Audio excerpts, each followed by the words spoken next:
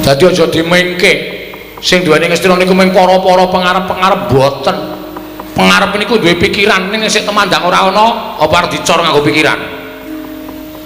Pikir, Mbah. Dan semanten ugi sing mikir ora ana nek ana sing tukang nyambut gawe ya ora mlaku. Mula loro-loro niki dadi siji. Aja diya diniya nek ora ana aku, ora bakal dadi kaya ngene. Sakniki tembung kaya ngono disingkirke.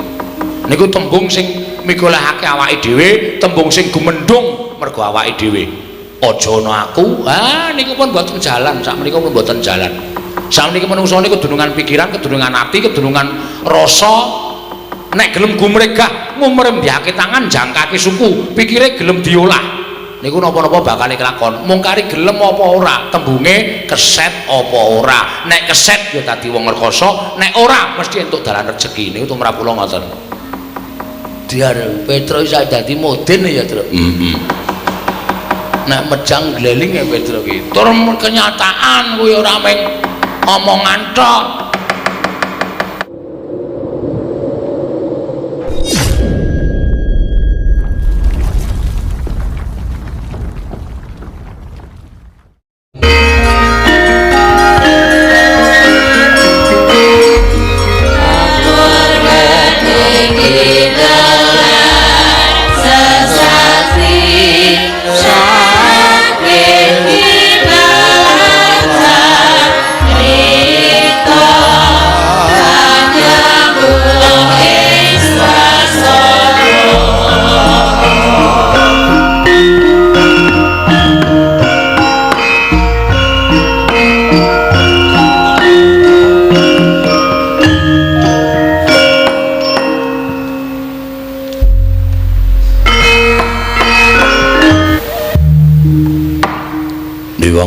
Madin luwih ana sasmintaning sun jagat wasisaning Upadara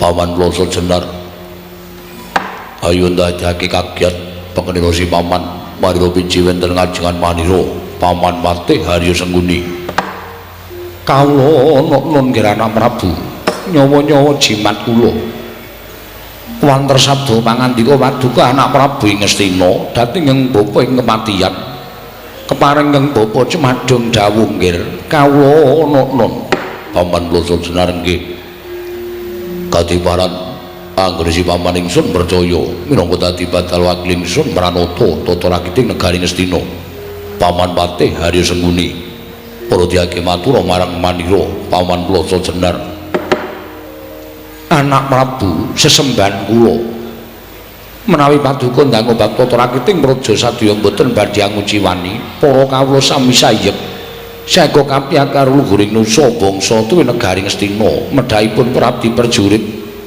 mboten kendhatanipun sami gegladen olah kridaning aprang sawanci-wanci praja paduka katembing paramuka mboten badhe anggepok kunca paduka anak Prabu ingkang bapa ing kematian remuk kasawurna putung sumangga kabandhem nonggir kawula nun dadosaken suka marwata suta raos sing manah mboten langkung makanan ingkang utama tindakna selawase lan prayogekna anggere paman lenggah madaning Daturaya sampun mboten kirang prayogi anggen kula ngabiyantara namung drenan sak sampunipun kepareng kula ngaturaken sembah sumengkeming pangabektenipun ingkang abdi kematian kunjuk ngersa paduka anak Prabu paman Loso Jenar kula tampi dawuh sami-sami paman Harya Sengguni mugi kasekecakno anggen sing ngandika lenggah kawula nun ninggir anak Prabu ngestu padha dawuh paduka anak Prabu ing Ngastina bapa Banduna sarau paduka bapa ing Sukalima kula ngaturaken karaharjan rawuh sing ngandika bapa Durna wonten ing Datriya Praja Ngastina bapa Banduna ing Sukalima Astaga swala sila berdoba swalu gimbal semerante hawala kula nuwun inggih nggih tansah pinanganing kawidaten ring sambikala sowanipun ing bapa ing Sukalima manggiya widada niskala sowan kula mboten manggal setunggal menapa napa kemarin ingkang bapa ngaturaken pudya astutinipun ingkang bapa kunjuk ngersa paduka anak Prabu ing Ngastina nggih anak Prabu Duryudana sampun kula tampi karya bombong raos sing manah mboten langkung kasekecakno anggen jengan dika lenggah kula naknan sampun boten kirang prayogi piswanipun ingkang bapa ing Saka Lima wonten ing Gatraya Negari Ngastina dinten sak mangke menika nggih anak Prabu Duryudana Dimas Surtayu kadhahipun Kakang prayogakno nggone siadi ngadhep ngarsanipun Kakang lho Diwaji sampun boten kirang prayogi piswanipun ingkang rayipun Surtayu namung derelan sak sampunipun kepareng kula ngaturaken sembah sumangga wing pangabektinipun ingkang rayi kunjung ngarsa Paduka Kanjeng Koko Prabu datompo siadi atur bekti lawan pun Kakang ora liwat pangestunipun Kakang Pratakna mring sagung kadang ingsun kang bodhang gantung sebo lan sangjaning para nayaka aja ngantur nang padha saur manuk jeneng manira diababarake wigatining pasewakan lho Diwaji menapa ing sampun Paduka dawuhaken ingkang rayi tartemtu tansah ngestu padha dawuh Paduka Kanjeng Koko Prabu jimat semban kula Koko Prabu ngayoman kula ing Ngastina Koko Prabu sesembahan kula Koko Prabu pengayoman kula ing Pandura salawuh Paduka Kanjeng Koko Prabu kula ngaturaken pasegan panakrami kunjuk sandhawuh padha Paduka Kanjeng Koko Prabu ing Pandura Koko Prabu Baladewa Koko Prabu sembahan kula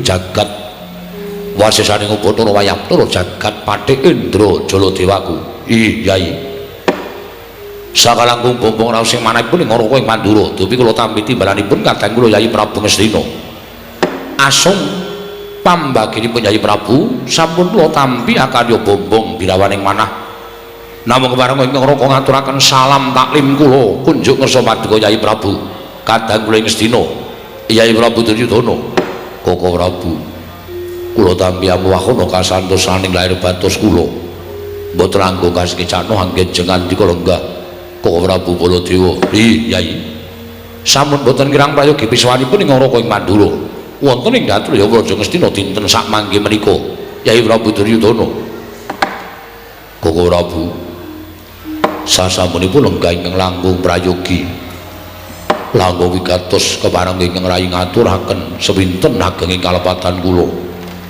dene kula wantun hamboyongi dhateng rawuh Paduka Kanjeng Koko Prabu wonten negari Ngastina dinten sak mangke menika nyatanipun kula menika tinemu taruna langkung sepuh Paduka Kanjeng Koko Prabu nanging ewa semanten Paduka kepareng rawuh wonten negari Ngastina ingkang rayi ngaturaken panuwun ingkang tanpa pepindhan Koko Prabu ing Pandura Yai kadang kula ing Ngastina sampun dados kewajibanipun ing Ngaraka ing Pandura jernyatanipun kula menika dados pengayomanipun kadang-kadang kula Sata Kurawa mila sampun ngantos katimbalan ing wanci rina nadyan katimbalan ing wanci ratri kula mboten badhe suwala malah kaselak raos sing manahipun ing Ngaraka ing Pandura daya-daya kula prapting Gatraya Negari Ngastina pengajaping manah tanana liyan kejawi amung enggal kula mangertosi menapa to sababipun dene Paduka hamboyongi dhateng sawanipun ing Ngaraka mugi barang ingkang wigati dhateng Ngaraka ing Pandura ingkang Ngaraka nedya ngangrongaken jangga niringaken karna mastuti sabda tama Paduka Yai Prabu lan kula sagah minangka dados cala obor penggalih Paduka angudari reruwet penggalihipun Yai Prabu Duryudana ing Ngastina Yai Prabu kadang kula taruna Yai Prabu Duryudana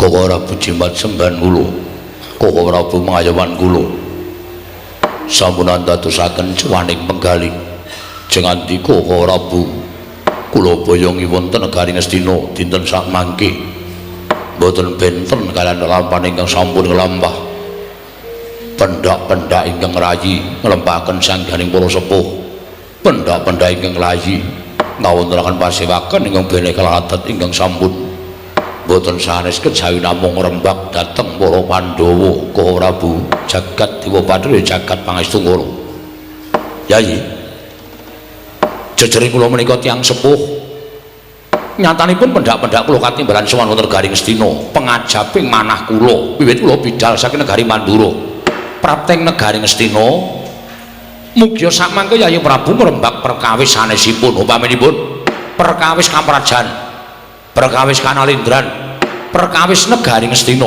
menika langkung prayogi.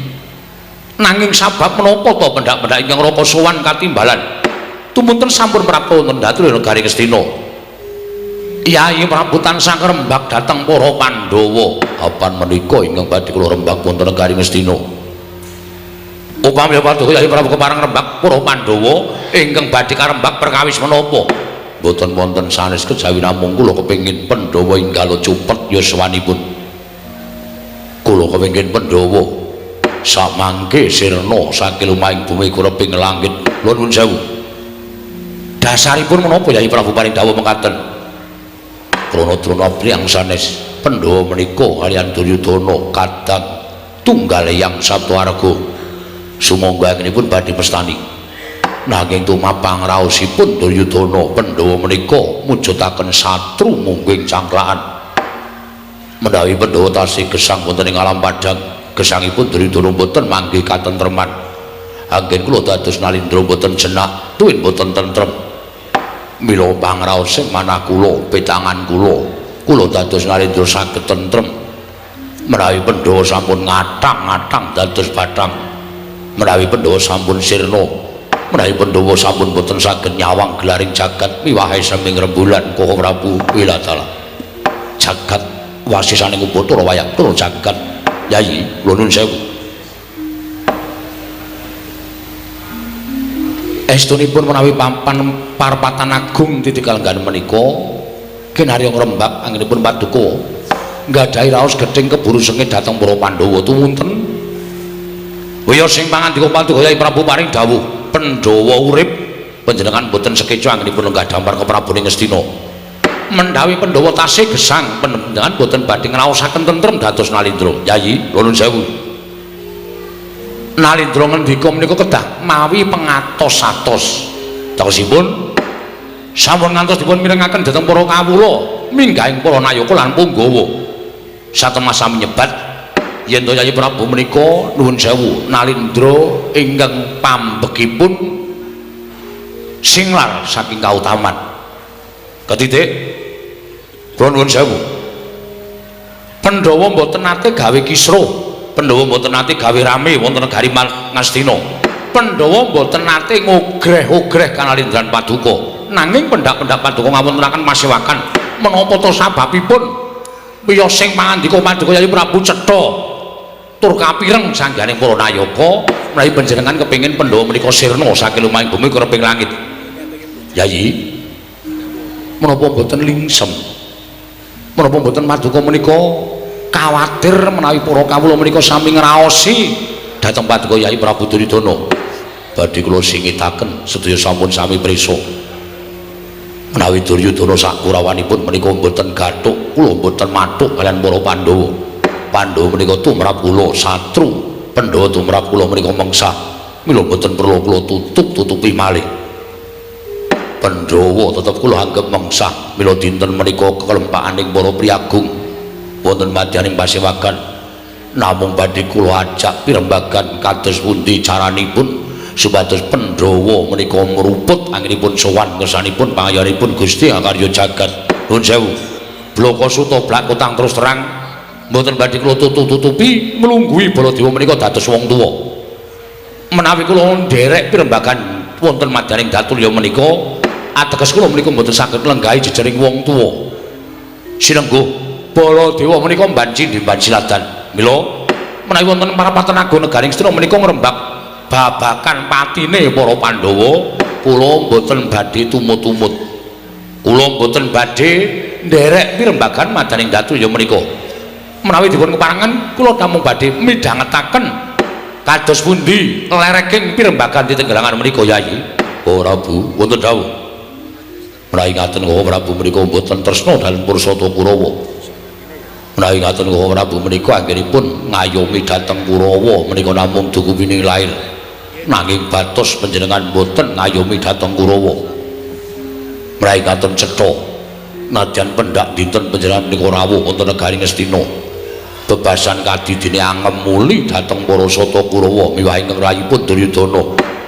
nanging batos panjenengan Koko Prabu sumedhe dhateng para Pandhawa ngrangkul dhateng para Pandhawa sumangga aripun badhe mestani sumangga aripun badhe ngestani Baladewa menika lambe atine kepriye menika sumangga dhateng Paduka Kyai Prabu nanging tumrap kula kewajiban tetep kula tindakaken nanging kula warga ugi mboten badhe kantun jaragan tumrap kula Pandhawa lan Kurawa menika sami-sami kula warga menawi ngantos kula menika ngawrataken setunggalipun mangke kula dipun sebat wong tuwa sing ora iso adil tumrap kadang-kadange mula nyuwun pangapunten badhe dipun wastani menapa kemawon kula nderek dipun wastani Baladewa menika lair wonten ing Astina batin wonten ing negari Pandhawa kula ya manut dipun wastani kula menika ratu sing ora duwe jati diri kula nggih monggo namung anggen kula kendel menika namung nampakaken dhateng gesang kula piyambak sampun ngantos gesang kula menika kelepetan dedusan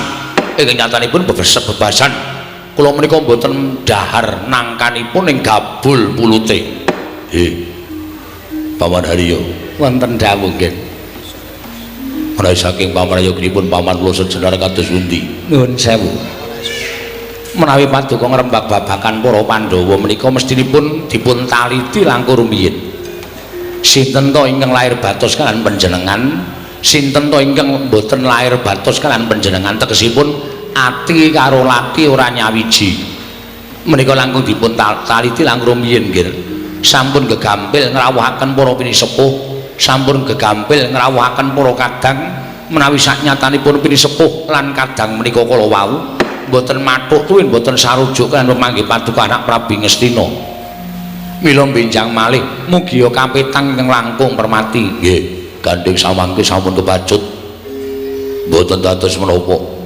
paman Haryo kula aturi asung pamrayogi paring pangandikan kula kepengin supaya Pandhawa ndang cepeta umure aja nganti pinardawa uripe ning alam padang menawi saking pamrayoginipun paman Haryo sengkuni kados pundi kula nuwun sewu nggih menawi paduka ndang bab ingkang menika prasaja kemawon kula dereng tata-tata rakit inggih menika karti sampeka ingkang jimet tuwin memet supados dados sarana pejahipun para Pandhawa margi kedah kebaing pengati-ati krana nuwun sewu sampun marambah makaping-kaping wungsal wangsul ingkang bapa menika nggadahi igo partikel supados dados sarana pejahipun para Pandhawa nanging nyatanipun gagar wigar tenantuk karya mila kula nuwun sewu dinten sakmangke kula mboten saged munjuk atur nanging ewa semanten sampun ngantos adamel cuwa penggali paduka wonten mriki pinisepuh ingkang saestu lair batos jumurung dhateng kersa paduka kula kinten kula nuwun sewu namung kalih inggih menika kula lan Kakang Premban Durna mbok menawi kula mboten saged atur pamrayogi bab karti sambeka Kakang Premban Durna sakmangke sampun gadah karti sampeka bab pejahipun para Pandhawa. Bawa Durna wonten dawuh. Kados pundi guberti kelempur Bapak Durna supados para Pandhawa saged wejah sampun ngantos pinarbrawa kamulyanipun. Nuwun sewu nggih. Menawi pejahi para Pandhawa menika janjanipun gampil. Inggih.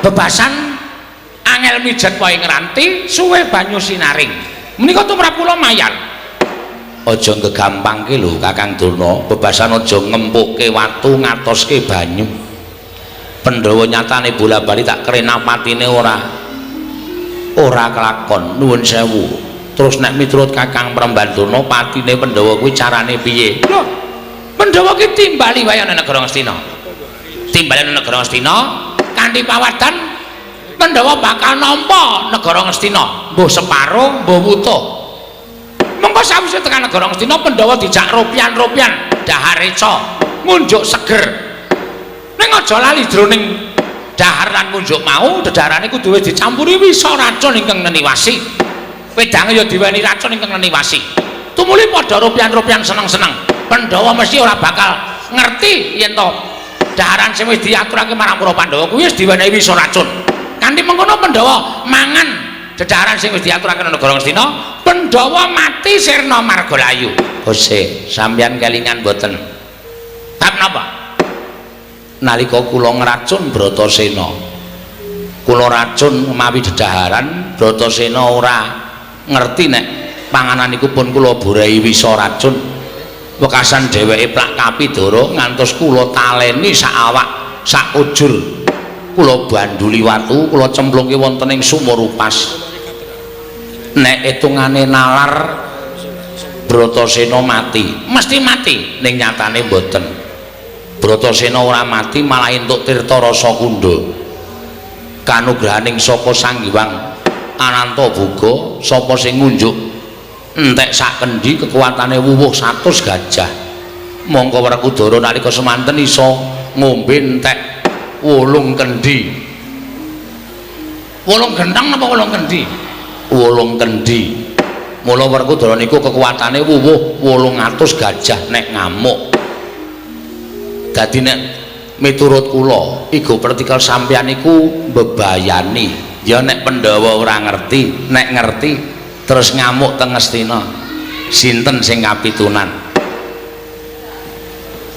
menawi ngaten sampun ngantos sedaya Pandhawa lajeng mbaka siji Puntadewa dhisik diaturi teng negara Ngastina Puntadewa diaturi teng negara Ngastina tumuli diracun tekaning pati Werkudara tekan negara Ngastina diracun tekaning pati mbaka siji urute Janaka bar Janaka niku Kulasedewa diracuni mbaka siji mesti tekaning pati nuwun sewu nek Puntadewa mati sadurunge Werkudara didhawuhi sowan teng negara Ngastina wis krungu Kakangne Sirna Werkudara ngamuk pengamuk ing Werkudara sapa sing iso nambaki niku ya iku pertikal sing ora ketemu ngakal ora klebu nalar lho nuwun sewu Pandhawa dinampake mangke riyen niki ya angel padake mikir kaya ngaten iki Pandhawa diobong ta negara Ngamarta nuwun sewu lho sampeyan iku nek diwigo kok kayane gampang banget ana tetembungan wit gedang apa pakel teng pundi niku lho mboten teng pundi niku utawa basa sing ngandhake wit gedang apa pakel omong gampang ning nglakoni angel mbok inggih sampun sembrono to Kakang oh sejatosipun ngaten lho cicune pripun sejatosipun nuwun sewu kula badhe matur ning kula ajripun sebabe menapa iya perkawis ajri mergi menawi atur kula sak mangke badhe nyendu tuwenane nggol dateng priyagung lenggah wonten negari Ngastina nuwun sewu niki parepatan perkara bidaning penemu menika wis lumrah tumrap kula jarine wong pinter padha nyebutake jroning pirembugan menika bidaning penemu mujudake satunggaling kaendahan mula kula aturi paring dawuh nek beda penemu ora kena nesu nek nesu tegese urung iso dijak pirembugan ingkang apik-apik ngaten nggih Di nggih nuwun sewu jane Pandhawa niku gampang dipun pejahi Pandhawa niku gampang dipateni ning gandeng wonten ingkang momong Pandhawa menika wonten ingkang ngayomi lah menika lho ingkang ngayomi menika ingkang gadahi kekiyatan tumraping para Pandhawa mula Pandhawa menika handayeng bawana Pandhawa menika teguh timbul lair lan batosipun amargi Pandhawa menika wonten ingkang angampingi Pandhawa menika wonten ingkang ngayomi ngaten nggih Kakang nggih sapa sing ngayomi Pandhawa sapa sing ngampingi Pandhawa Pandhawa iso tekaning pati wonten ingkang ngayomi satu ngampingi Pandhawa menika kedah dipun sirnakaken langkung rumiyin alit dipun sirnakaken ageng dipun musnahaken sampun ngantos tiyang ngayomi dhateng para Pandhawa menika gesang tansah cecaketan kaliyan para Pandhawa sapa sing ngamping-ngampingi Kakang lho panjenengan boten ngerti Pandhawa menika duweni panakawan ingkang ampuh kegila-gila bebasan jimat ingkang bisa ngucap pusaka ingkang bisa kandha mboten sane kejawi namung Semar Badranaya Semar niku tak derajate kaceplik ning nuwun sewu lho menika pamong agung menika pamonging para satriya sapa sing cetaketan karo Semar sing lali dadi eling sing bengkong tumuli dadi jejeg sing tumindak ala tumuli dadi tumindak apik menika daya kekuwataning Semar Badranaya mula ora ana Pandhawa menika tansah kinayoman dening Sang Hyang Ismaya teguh timbul luputing lara ora kena bilahi menika para Pandhawa sampean ngerti dhewe to jaman bali segala-gala Pandhawa diobong kudune Pandhawa wis tekaning pati ning gandeng caket karo Semar mula lolos kaya baya geni nalika Werkudara piran babat Wanamarta sampeyan ya prisa Wanamarta menika wana gawat kliwat ping tempat semut-semut ratu mati jalma mara keplayu. Alon-alon to Kakang. Ora usah kesusu. Wanamarta menika satu mati jalma mara keplayu tumrap kula ngaten. Nggih. Ning nyatane gandeng nuwun sewu Pandhawa menika dicedhaki karo Semar. Pandhawa tansah caket karo Semar. Nyatane Pandhawa ora tekaning pati wonten ing Wanamarta ning malah entuk negara ingkang endahe kaluka. Kaya Karang Kaendran nggih menika pun Ngendra Prasta. Nggih. Niku kabeh dudu kok kanugrahan tumraping Pandhawa. Ning niku mergo dayane Semar. Sing pancen iso dayani sapa ing caketan karo Semar Badranaya. Ngoten nggih Kakang. Nggih. Lajeng lampaning kesanesipun marambah makaping-kaping sampun nyariosaken pendak-pendak Kurawa budidaya materi para Pandhawa. Mesti gagar wigar mergo Pandhawa tansah sumandhing dhateng Semar. Ning kejawi saking menika ugi wonten Nalendra ingkang tansah caket kaliyan pun para Pandhawa ingkang ugi dados pamomong pujangganing para Pandhawa. Nalendra ingkang tansah caket sampeyan mangandika sinten Kakang? Oh, mboten badhe kula aturaken. Awit menika mbebayani menawi ngantos kula aturaken saged ugi wonten ing madaring para Patan Agung menika mangke dadi geger mergi nuwun sewu Dewate mergi nggih menapa nggih menapa mboten sah wedi sampeyan niku mang paring pangandikan oh Tuna wonten dawuh nggih ingkang gadhahi panguwaos wonten negari Ngastina menika kula sampeyan kula paringi purba wasesa mang paring pangandikan sapa sing kudu sirna dhisik sadurunge Pandhawa tekaning pati merga wong-wong niku sing ngayomi marang para Pandhawa nuwun sewu Ken lah kok samangke kula nuwun sewu radi sami bundel penggalihipun menika ngrembak perkawis menapa wong nyatanipun sampun cetha pamonging Pandhawa menika kalih setunggal Semar Badranaya nuwun sewu angka kalih menika wujud Nalendra kula aturi paring dawuh Nalendra sinten oh nggih panjenengan kok mboten dong-dong panjenengan kok mboten jelas-jelas sampun aturaken bilih Nalendra menika cetha mboten ate pisangan para Pandhawa mbok paring pangandikan to Kakang Durna ampun diubeng-ubengke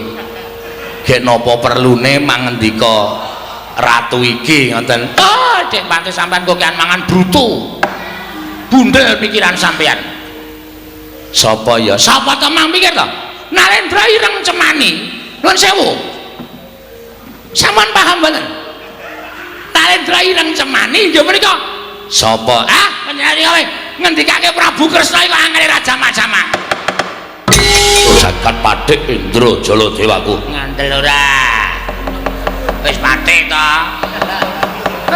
Dek Pathik iki senengane mancing bareng ana kanan kaya ngene iki terus piye kanan kaya ngene iki piye iki Badurna Bapak Durna kula wonten dawuh nggih Radi Majeng nggih ngestaken dawuh sampun mriki kemawon nuwun sewu kula tak nuwun prisa mang cethake ampun mang tutup-tutupi nggih nggih sampeyan mau maring dawuh yen to iki dadi pangayomaning para Pandhawa ingkang bakal iso ngayomi marang para Pandhawa niku wujuding Nalendra karo Semar Nalendra wau sinten kula tak takon karo sampeyan mang cethake lek kula midhangetaken sampeyan Bawa Durna kala wau dereng patiya cetha dereng patiya gamblang mula mang cethake Ratu Ireng Cemani wau sinten panjenengan menika ya aneh-aneh kok dadak takon barang menika menapa kula nuwun sewu ingin dados Nalendra pangayomanipun para Pandhawa menika ora kadang panjenengan piyambak to lho kadang kula sinten kula dereng ngertos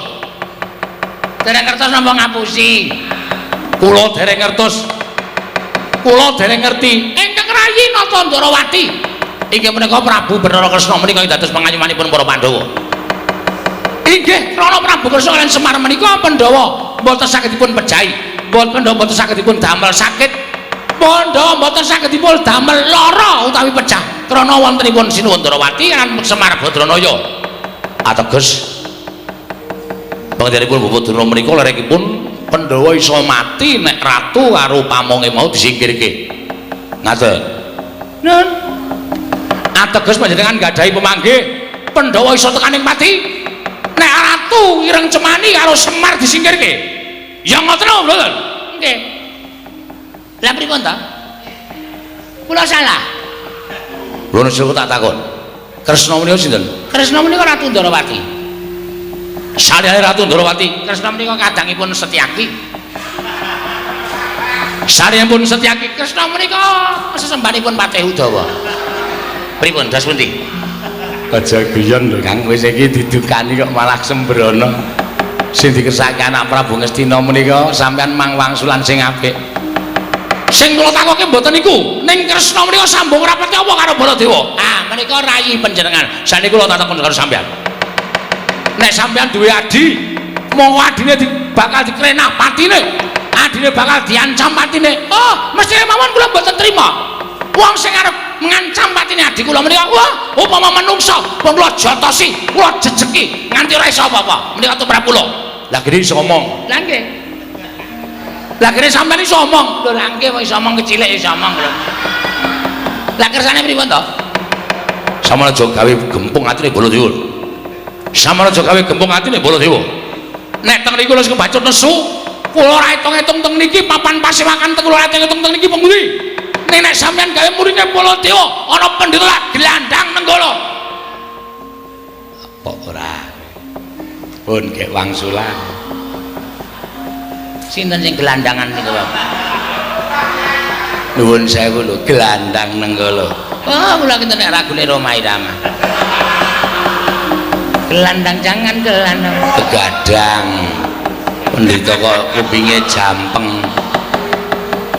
Mangadika. Mangadika. Kira-kira sapa sing arep mateni Yai Prabu Kresna? Kira-kira sapa sing arep gawe patine Yai Prabu Kresna? Piyai sepuh sing padha lengkenten iki mang wangsulan. Apa Bawadurna dhewe? Apa paman Harusenguni? Menapa Yai Prabu Duryudana?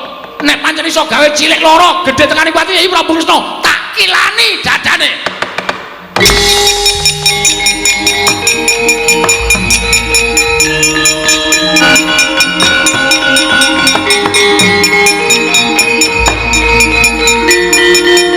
Prabu wonten dawuh. Mriki menika wonten negari Ngastina, sanes wonten negari Mandura.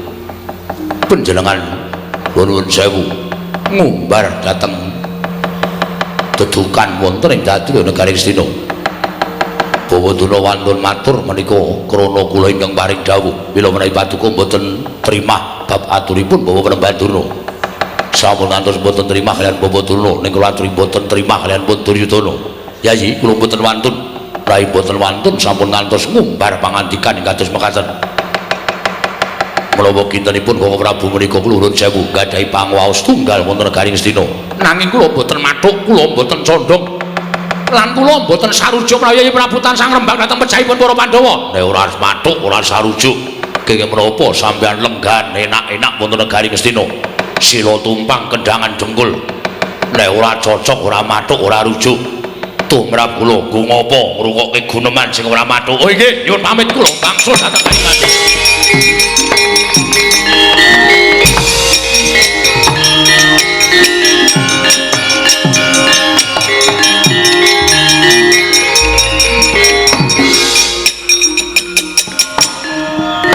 Bawadurna Wonten dawuh. sampun ajrih. Panjenengan menika wonten ing pangwaosipun Duryudana mila wonten negari Ngastina sinten ingkang badhe damel sakit kalian panjenengan? Kula ingkang tanggal jawab. Inggih, inggih. Namung radi tratapan batos kula mriki. Suwantenipun anak Prabu Mandura menika pancen sura sanget. Ngantos ngumandhang wonten dhateng negari Ngastina. Nggih. Paman Arya wonten dawuh. Salajengipun kados pundi? Kula namung kantun nderek dhateng pun Kakang Prembanduna ingkang kula kinten pangendikanipun menika mangke badhe manggihaken srana pejahipun para Pandhawa nggih anak Prabu Ngastina.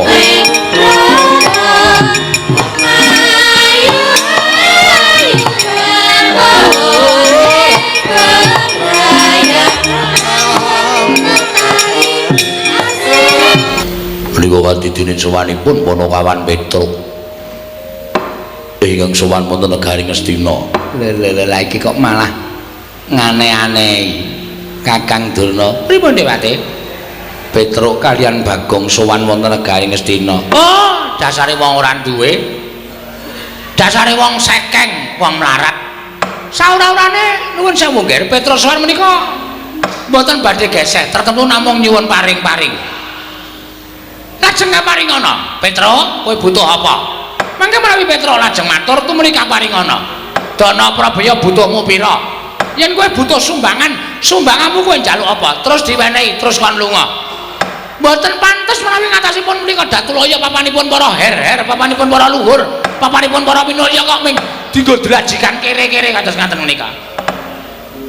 Piye Gong santai rasa kesusu apa wae dhewe iki wis wangun dadi wong ngemis lho ketake wangun dengkulmu ya ora ha iki sowan kok tiba-tiba Begawan Durna kok ngendikane kaya ngono Durna iki suarane atos terus rasa tok gagas wis santai wae wis gak matur apa perlune Petro wonten dawuh sinuwun Padhararja sapraptamu tansah pinanganing kawidadan ring sambikala bekti kula kunjuk sinuwun ndak tampa pangestu Tampanana kula pun dinggo jiman paripin dayana ning kasantosan Petro padha slamet sapraptamu regana pati senggone wilujeng bekti kula kunjuk iya Petro tak tampa pangestu Tampanana Punakawan Bagong Padhararja sapraptamu berkahipun sinuwun Prabu Duryudana wilujeng sowan kula bekti kula kunjuk sinuwun iya Bagong tak tampa pangestu Tampanana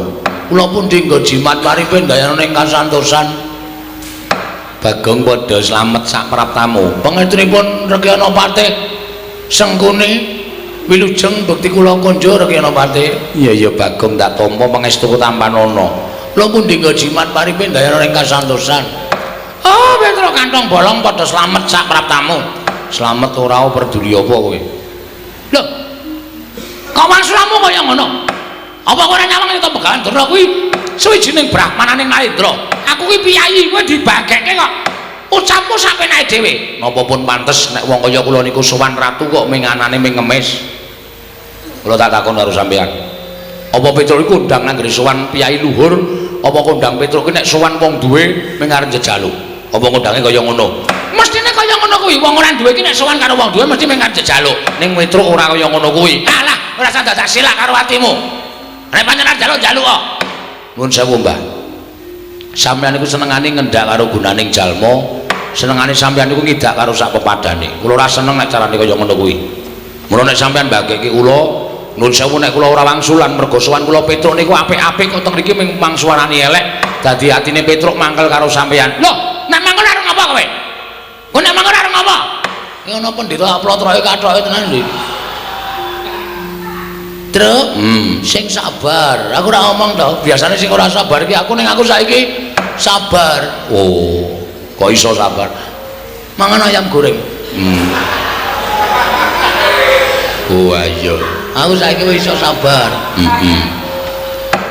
ditampa pangestunipun Pandurna wilujeng bekti kula kunjuk tak napa pangestu Tampanana nggih rada mangkel sajake Bagong Padhararja pangestunipun Begawan Durna Sang Maha Pandhita wilujeng bekti kula kunjuk penemban iya tak tampa pangestu Tampanana lah kaya ngene iki lho wong ora tau segetan aten orang tau neson selagine kowe iki luwih tuwa tinimbang Bagong kok kowe iki gampang murup atimu Bagong iki malah saiki sabar Bagong iki malah saiki atine ketok nek gedhe ditimbali kaya ngono ya wangsulane apik terus ora nesu ora wis tak sabarke kok Gong pangestunipun Penemban Durna wilujeng bekti kula kunjuk Penemban iya tak tampa pangestuku Tampanana ya Bagong nggih mergi nang nganti kula wani karo sampean sampean niku arepa pendhita balane kewan-kewan hus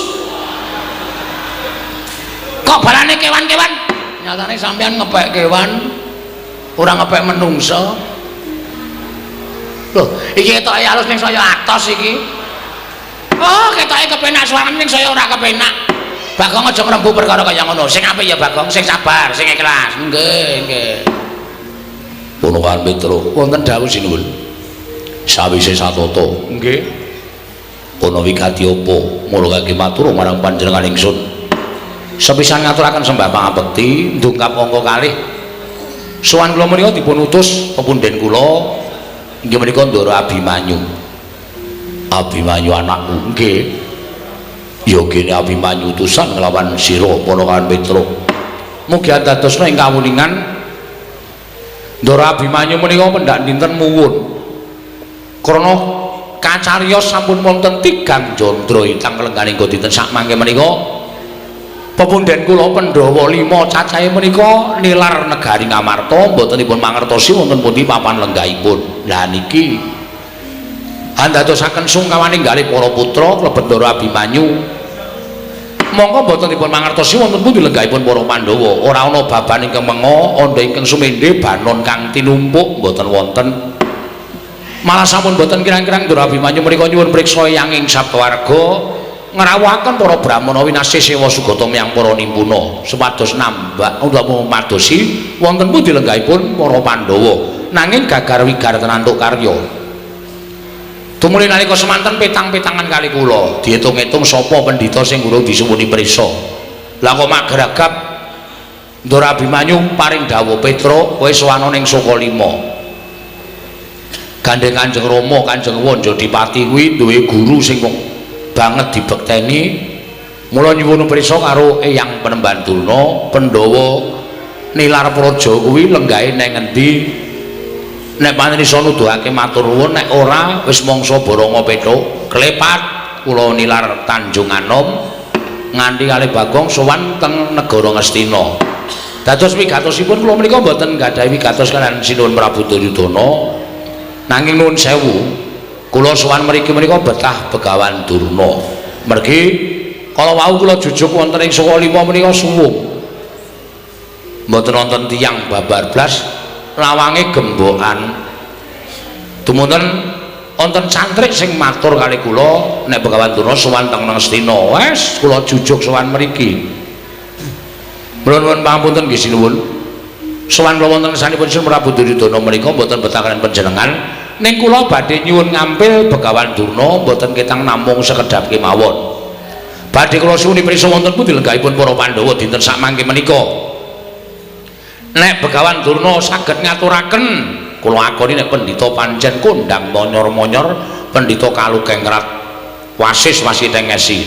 Ning nek Begawan Durna ora iso ngaturaken wonten pundi lenggahipun para Pandhawa pun sarembug kalih Bagong wiwit dinten menika Durna kudu minggat saka Ngastina.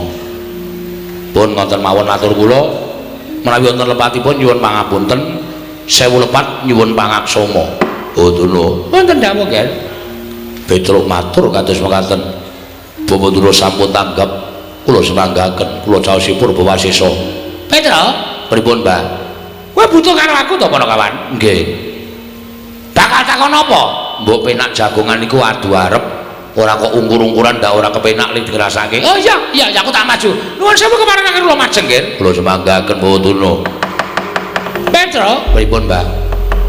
Kowe butuh takon karo aku? Nggih. Takon apa? Kacariyos Pandhawa menika sampun 3 candra nilar negari Ngamarta. Dadosaken susah penggalipun Ndara Abimanyu, mula kula nyuwun dawuh. Menawi Penemban Durna menika pandhita ingkang pinter saestu lan ngertos sadurunge winarah, kula ajeng nyuwun priksa. Pandhawa menika lenggahe teng pundi saniki tasih sugeng napa sampun boten wonten? Bapa Penemban Durna utawa Eyang Penemban Durna kula aturi paring dawuh, simbah pendhita kula aturi paring dawuh. Pandhawa saniki teng pundi nek pun kecetha keterangane ajeng kula jujuk papan lenggahing para Pandhawa. Ajeng kula jak bali teng negara Ngamarta kula kanthi kondur wonten negari Ngamarta. Ah, gandhok plekunduk swalu gembol sumarante hawala. Petra, pripun? Wis pirang-pirang dina iki tak arep-arep kok ora ana wong takon tentang Pandhawa. Lah kok dadi kowe tekono ing kene? Kowe takon Pandhawa lungane menyang endi? Kepasang Yogya katuju ing Nginu. Aku nek kowe takon karo Begawan Durna, kuwi wis pas, kuwi wis mathok, kuwi wis dadi niatku bakal nuduhake menyang endi dununge para Pandhawa. Alhamdulillah, Gong. Begawan Durna ngerti. Pandhawa lenggahe endi? Wis gak ditakoni ae gak dijuk. Pandhawa gejak kondur terus. Nek kira-kira Begawan Durna ngapusi, ora usah melu-melu pacule sirahe kok. Konjur tegel pacule semen. Lah piye nek pendhita apus-apus arep ngopo? Urip ya mung ngapusi kono kene. Allah modar malah wis ora kokean omongan. Sabar ya Bagong, sabar. Pacule urung ana. Ha mengko aku gawa. Aku dadi sak kepenamu kowe. Tembuti. Petro, Nun. kok sik aku tak takon karo kowe. Dasarmu apa nek aku ora ngerti kok kowe arep nunduk karo Begawan Durna? Durna kon minggat saka negara Ngastina kuwi dasarmu apa? Kowe iki mung gedibal. Kowe iki mung Panakawan kok ngelungake Brahmana kaya aku. Dhuwur derajatku nang negara Ngastina, dhuwur derajate sampeyan nang negara Ngastina ning sampeyan ora duwe hak kewajiban tumrap negara Ngastina. Lho, kok iso kaya kandha kaya mangkono? Lah nggih. Dasarmu apa? Dasar kula melu duweni negara Ngastina. Sina Prabu Duryudana menika mung ratu wakil. Niku ora duwe hak tumrap negara Ngastina. Sing duwe hak tumrap negara Ngastina menika para Pandhawa. Monggo Pandhawa niku momongan kula. Tur upama ditelusur babakan sejarah. Petruk niku ngewangi udak-udak. Petruk niku ngewangi gotong semen mikul wedi jaman bangun negara Ngastina. Mula nek kula niku nundung sapa wae teng saking negara Ngastina sing ora duwe hak tumrap kewajiban negara Ngastina kula sah ento. Ngoten. Kaya sampeyan niku nek Ngastina dilenggahi pendhita sing ora ana nyatane sing putih ping serban karo ketune ning atine kuning jerone ndok bosok kula ora trima. Lu wong sampeyan minggat sing mriki. Ha to, Gong? Cocok. Ora minggat yo gajuli ya, Tru. Sabar, Gong. Aku sabar kok, Tru. Ya. Ora sak gampang nesu ora. Maton to dasar kula. Dadi arep sapriki niku sing dadi lenggah dampar Prabu Duryudana ning Petruk duwe wenang tumrap negara Ngastina. Kula sing bangun Datulaya, kula sing ngewangi udak-udak, kula sing wangi gotong bata, kula sing ngewangi makani para pekerja-pekerjane kula niku ya duwe andil tumraping negara Ngastina. Dadi aja dimengke. Sing duweni Ngastina niku mung para-para pengarep-pengarep boten. Pengarep niku duwe pikiran ning sik temandang ora ana apa arep dicor nganggo pikiran. Pikir, Mbah. Badan semanten ugi sing mikir ora ana nek ana sing tukang nyambut gawe ya ora mlaku. Mula loro-loro niki dadi siji. Aja diya diniya nek ora ana aku, ora bakal dadi kaya ngene. Saniki tembung kaya ngono disingkirke. Niku tembung sing mikolehake awake dhewe, tembung sing gumendhung mergo awake dhewe. Aja ana aku. Niku pun mboten jalan, sakmenika pun mboten jalan. Sakmenika menungso niku kedunungan pikiran, kedunungan ati, kedunungan rasa.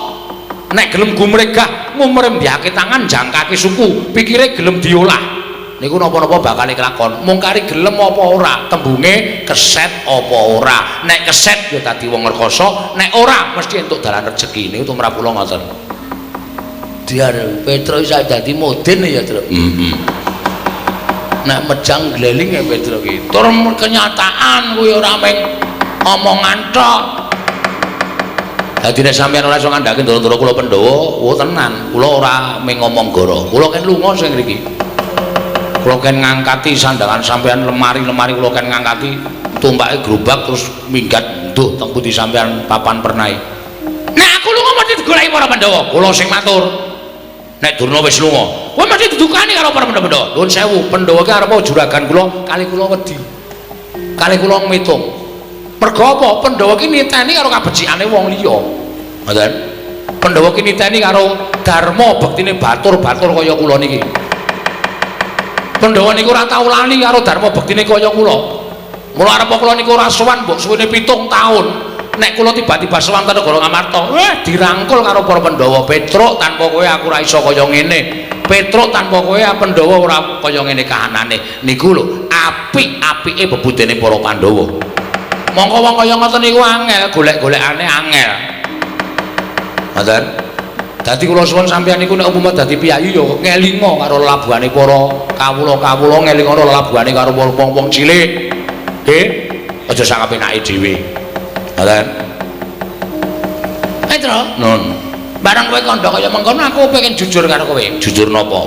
Blaku tang terus terang aku ora ngerti Pandhawa endi. Lah kok mau muni ngerti? Aku memang kepengin nutup-nutupi.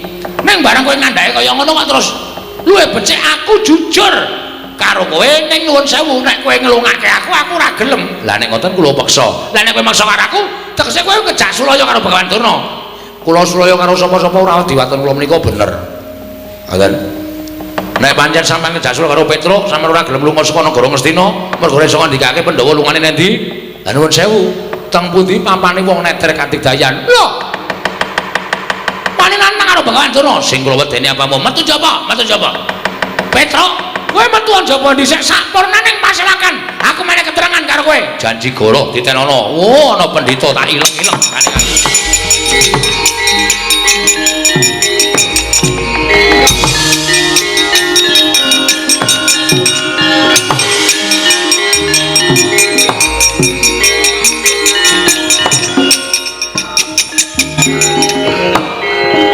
kula sempat kriwikan dadi kerojokan keguyon dadi tangisan upami mekaten malah menika tumrap kula Kamasang Yogya katuju ing nginu lha ripun kados pundi paduka paring dawuh mekaten lho Petruk kaliyan Bagong menika awam tanpa warni menika kegiatanipun para Pandhawa kula sampun matur menawi Pandhawa menika kinayoman piyai kalih nggih menika pun Kresna kaliyan pun Semar monggo Semar menika kagungan putra 3 Gareng Petruk Bagong nger menawi badhe nyerakaken Semar kedahipun dipun